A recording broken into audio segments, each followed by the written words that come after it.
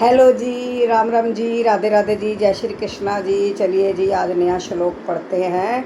उस प्रभु प्यारे को याद करते रहा करो और दिन अच्छा कट जाता है। और भक्ति करना तो जीवन का फर्स्ट नंबर हमारा बनता है।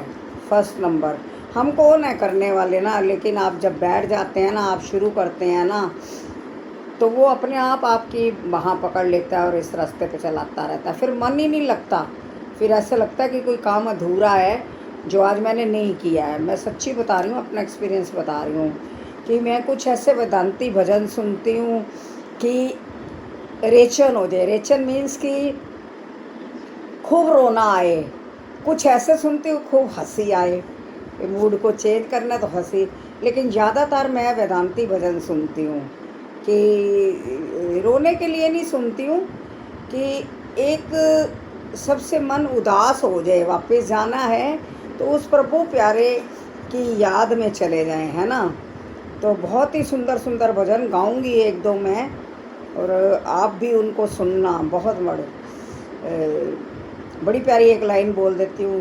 रे मन काहे भटके जाए, रे मन काहे भटके जाए, ये भी नहीं था, ये भी नहीं है, वो भी नहीं है आए,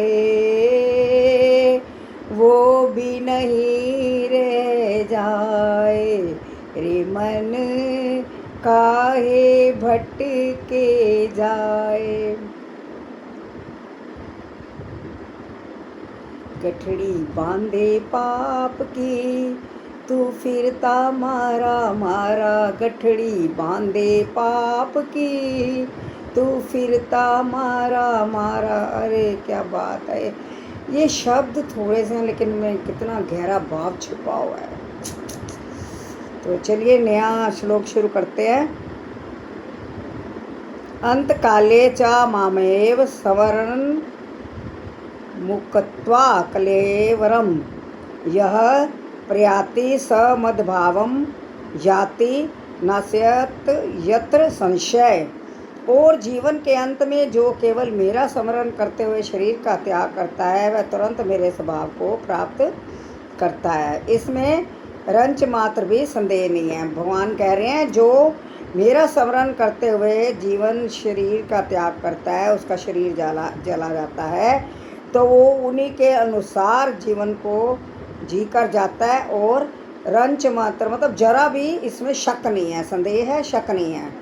इस श्लोक में कृष्ण भावनामृत की महत्ता दर्शित की गई है। जो कोई भी कृष्ण भावनामृत में अपना शरीर छोड़ता है, वह तुरंत परमेश्वर के दिव्य स्वभाव को प्राप्त होता है। परमेश्वर शुद्ध हैं, अतः जो व्यक्ति कृष्ण भावना भावित होता है, वह भी शुद्ध, अति शुद्ध होता है। स्मरण शब्द महत्वपूर्ण है। स्मरण मतलब क्या है? श्री कृष्ण का स्मरण उस अशुद्ध जीव से नहीं हो सकता जिसने भक्ति में रहकर कृष्ण भावनामृत का अभ्यास नहीं किया। अतः मनुष्य को चाहिए कि जीवन के प्रारंभ में ही श्री कृष्ण भावनामृत का अभ्यास। हाँ, लोग कहते हैं अभी ये सब क्यों करना है, अभी तो ऐश कर लो, घूम लो, फिर लो, खा लो, पी लो, बुढ़ापा आएगा याद कर लेंगे उसको। अरे भाई कैसे याद करेंगे? घुटने तो चलेंगे नहीं, पैर तो चलेंगे नहीं, हार्ट के मरीज हो जाएंगे, हृदय रोग के मरीज हो जाएंगे, बाजू चलेंगे नहीं, सिर का शरीर जो है कंपाता हुआ, टांगें जो है डगमगाएंगी, तो सिर में दर्द है, दांत में दर्द है, आंखें ऐसा नहीं दिखता, कब कर लेंगे? तो वो कह रहे हैं भगवान की जवानी में ही ये करो। अतः मनुष्य को चाहिए कि जीवन के प्रारंभ में ही अभ्यास करे। यदि जीवन के अंत में सफलता वांछनीय है तो कृष्ण का स्मरण करना अनिवार्य है। यदि जीवन को अंत में सफलता का मतलब है कि भगवान के चरणों में जाना है, तो कृष्ण का स्मरण करना अनिवार्य है। अतः मनुष्य को निरंतर हरे कृष्ण कृष्ण कृष्ण हरे हरे, हरे राम राम राम हरे हरे, इस महामंत्र का जाप करना चाहिए। हाँ, कितना आसान मंत्र आपको। जिसने कोई मंत्र नहीं लिया, कोई गुरु की शरण में नहीं गए हुए हैं, तो वो यही मंत्र है सबसे बड़ा। हरे कृष्ण कृष्ण कृष्ण हरे हरे, हरे राम राम राम हरे। ऐसे आप कोई भी मंत्र पढ़ सकते हैं। वाहिगुरु, यदि आप वाहिगुरु जी को मानते हैं, बाबा नानक जी को मानते हैं, तब करते हैं वाहिगुरु वाहिगुरु वाहिगुरु वाहिगुरु वाहिगुरु वाहिगुरु वाहिगुरु वाहिगुरु। तो इस तरह से श्वास के साथ बैठ के मंत्र करना है। और आप करें राम राम राम राम राम राम, अपनी श्वास को देखते जाओ और ये मस्तक के बीचों बीच अपना ध्यान रखो। राम राम राम, एक श्वास ली, राम छोड़ा, राम, इस तरह से राम राम, इस तरह से जिसको भी मानते हो आप उसी को मंत्र को आप पढ़ सकते हैं। मनुष्य को वृक्ष के समान सहिष्णु होना चाहिए। हरे कृष्ण कृष्ण कृष्ण हरे हरे, हरे राम राम राम हरे का जप करने वाले व्यक्ति को अनेक व्यवधानों का सामना करना पड़ सकता है, तो भी इस महामंत्र का जप करते रहना चाहिए, जिससे जीवन के अंत समय कृष्ण भावना मृत का पूरा लाभ प्राप्त हो सके। वापी समरण भावम त्यजत्यन्ते कलेवरम तम तमेवेति कौन्तेय सदा तद्भाव भावेतै। हे कुंती पुत्र, शरीर त्यागते समय मनुष्य जिस भाव का स्मरण करता है वह उस भाव को निश्चित रूप से प्राप्त। हाँ, बहुत गहरी बात है ये कि आप जिस चीज़ को याद करते हैं, बच्चों को याद करते हैं उसी योनि में जाएंगे, पैसे को याद करते हैं उसी योनि में जाएंगे। जो आप लास्ट में याद भगवान का करते हैं तो भगवान की शरण में जाएंगे। बहुत विरले होते हैं जिनको परमात्मा का नाम उस समय याद आता है, बेहोशी में चला जाता है इंसान शरीर छोड़ के। तो आप वो कह रहे हैं जिस चीज़ का स्मरण करते हैं, मतलब याद रखते हैं, वही आपको निश्चित रूप से प्राप्त होता है। जहाँ पर मृत्यु के समय अपना स्वभाव बदलने की विधि का वर्णन है। जो व्यक्ति अंत समय कृष्ण का चिंतन करते हुए शरीर का त्याग करता है उसे परमेश्वर का दिव्य स्वभाव प्राप्त होता है। किंतु यह सत्य नहीं है कि यदि कोई मृत्यु के समय कृष्ण के अतिरिक्त कुछ और सोचता है तो उसे भी दिव्य अवस्था। हाँ, यदि कुछ और सोचते रहते हैं तो कृष्ण भावित अवस्था नहीं मिल सकती है।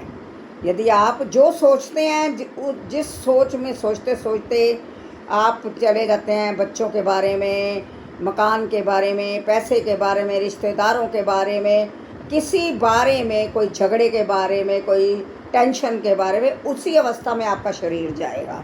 तो आप उस समय यदि कृष्ण भगवान को याद करेंगे तो कृष्ण भगवान अपनी शरण में नहीं लेंगे, ये कह रहे हैं। हमें इस बात का विशेष ध्यान देना चाहिए। तो फिर कोई मन की सही अवस्था में किस प्रकार मरे। हाँ, यदि हम याद दूसरों, तीसरों, चौथों दुनियादारी की बातों को याद करते रहेंगे, भौतिक बातें याद करते रहेंगे, तो कैसे भगवान के शरण में जा सकते हैं। महापुरुष होते हुए भी महाराज भरत ने मृत्यु के समय एक हिरण का चिंतन किया, अतः अगले जीवन में हिरण के शरीर में उनका अवतरण हुआ। हाँ, ये तो सारी दुनिया जानती है कि जो भरत थे उनका नाम, भारत देश का नाम भरत के नाम से पड़ा था, और उन्होंने अंत समय में क्या है, एक हिरण को डूबते हुए बचाने के लिए छलांग लगा दी थी नदी में। तो उनको, हिरनी के बच्चे को, तो उनको वो फिर उनको पालते रहे, उसके मुंह में पड़ गए, तो उनको हिरण का जन्म मिला अगले जन्म।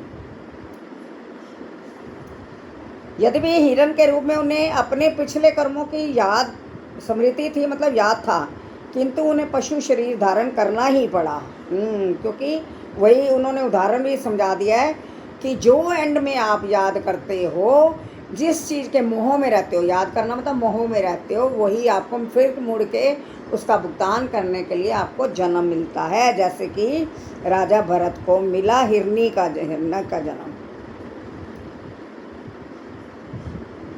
अतः इस जीवन से उसका अगला जीवन बनता है। अगर कोई इस जीवन में सतोगुणी होता है और निरंतर कृष्ण का चिंतन करता है तो संभावना वही है कि मृत्यु के समय उसे कृष्ण का स्मरण बना रहे।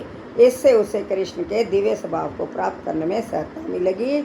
यदि कोई दिव्य रूप से कृष्ण की सेवा में लीन रहता है तो उसका अगला शरीर आध्यात्मिक ही होगा, उसी घर में होगा, संतों महात्माओं के घर में होगा, भौतिक नहीं। अतः जीवन के अंत समय में अपने स्वभाव को सफलतापूर्वक बदलने के लिए हरे कृष्ण कृष्ण कृष्ण हरे हरे, हरे राम राम राम हरे हरे, हरे कृष्ण कृष्ण कृष्ण हरे हरे, हरे राम राम राम हरे। ये मंत्र हमें करते रहना चाहिए ताकि अंत समय में हमें ये मंत्र याद आए और हम मोक्ष की प्राप्ति में भगवान के चरणों में चले जाएं। चलिए इसी के साथ जय श्री कृष्णा बोल के समाप्त करते हैं। बहुत गहरा है, बताए ज़्यादा पढ़ने को मन भी नहीं करता है, इतना ही मैं बार बार पढ़ती हूँ। आप लोग भी निवेदन है बार बार पढ़ो गीता को, बार बार पढ़ना का मतलब ये नहीं रीडिंग करके तो बुक बंद कर दो, उसको समझना भी है।